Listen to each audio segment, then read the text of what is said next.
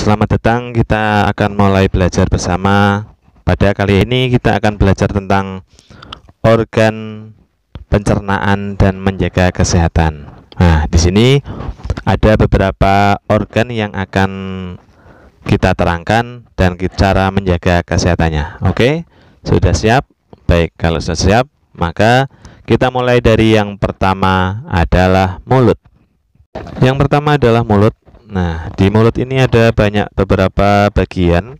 Di antaranya adalah gigi, lidah, mandel, kemudian ada juga bibir. Nah, untuk gigi ada 3 bagian lagi. Di antaranya gigi seri, gigi geraham, dan gigi taring. Ketika kita makan, maka sebaiknya kita mengunyah sebanyak 32 kali baru kita menelannya. Nah, perlu kita menjaga kebersihan mulut kita dengan cara menggosok gigi kita paling tidak 3 kali dalam sehari, kemudian seringlah berkumur, kemudian agar mulut kita menjadi bersih. Nah, gigi taring sendiri berfungsi untuk merobek makanan, sedangkan gigi seri untuk memotong makanan dan gigi geraham untuk mengunyah makanan. Nah, selanjutnya setelah makanan itu ditelan, maka makanan akan masuk ke dalam tenggorokan. Setelah makanan masuk ke dalam tenggorokan, maka makanan ini akan melewati sebuah rongga yang ada di dalam tenggorokan yang akan terjadi sebuah gerakan, yaitu peristaltik atau gerakan berdenyut untuk memasukkan makanan secara otomatis atau meneruskan makanan dari tenggorokan menuju ke dalam lambung kita. Nah, tenggorokan kita ini biasanya terkena beberapa gangguan, diantaranya radang tenggorokan. Nah, oleh karena itu kita sarankan agar kita ketika memakan ataupun minum itu jangan terlalu panas.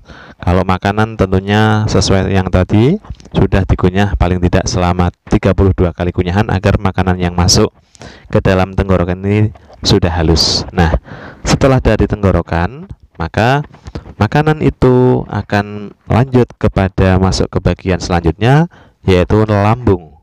Setelah masuk ke dalam lambung, maka makanan dan minuman akan diproses. Ya, lambung ini adalah ibarat seperti mesinnya yang memproses makanan yang sudah kita makan, yang dimana lambung ini akan memisahkan zat-zat yang ada di dalam makanan dan juga sekaligus menyalurkan zat-zat yang ada di dalam makanan yang kita makan. Misalnya vitamin A, maka akan menyalurkan ke mata yang biasanya berasal dari makanan misalnya wortel. Kemudian vitamin B dan lain sebagainya akan disalurkan ke bagian tubuh kita sehingga tubuh akan bisa bekerja dengan baik. Nah, di lambung ini biasanya manusia mengalami beberapa penyakit, misalnya tungkak lambung, kram lambung, kemudian tipus ataupun terjadinya iritasi yang ada di dalam lambung ataupun sakit perut yang kita alami. Nah, biasanya kita sering memakan misalnya terlalu pedas, itu biasanya akan menyebabkan lambung kita akan sakit. Nah, sebaiknya kita pun di dalam memakan itu lambung dibagi menjadi 3, yaitu sepertiga untuk makanan, sepertiga untuk air, dan sepertiga untuk udara. Maka di dalam agama kita disarankan agar tidak terlalu makan terlalu kenyang, sehingga di dalam lambung itu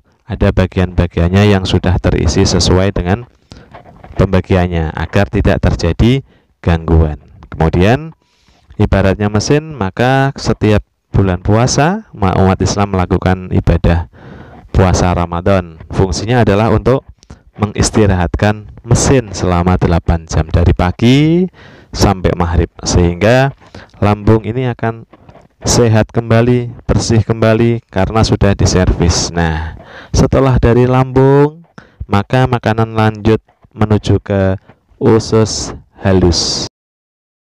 Setelah makanan masuk ke dalam usus halus, maka akan diproses oleh usus halus, yang mana fungsinya adalah sebagai proses pencernaan dan penyerapan nutrisi dalam makanan dan minuman, merupakan bagian dari fungsi halus ini. Nah, Makanan yang ada konsumsi menyimpan berbagai nutrisi yang diperlukan oleh sel-sel tubuh.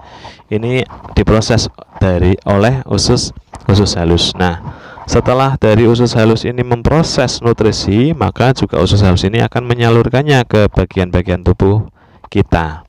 Nah, setelah diproses dari usus halus, maka akan masuk ke dalam usus besar.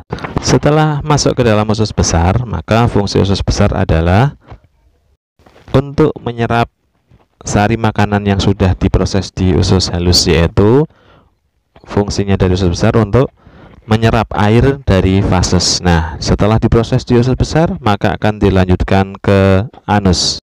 Nah, anus ini adalah berfungsi untuk mengeluarkan kotoran atau sisa-sisa makanan yang sudah diproses, ya, sehingga dikeluarkan ataupun dibuang melalui anus. Itulah tadi bagian-bagian dari organ pencernaan, yang kesimpulannya yang pertama adalah mulut, yang kedua adalah kerongkongan, yang ketiga adalah lambung, yang keempat adalah usus halus, yang kelima adalah usus besar, yang keenam adalah anus. Semoga bermanfaat. Terima kasih. Assalamualaikum warahmatullahi wabarakatuh.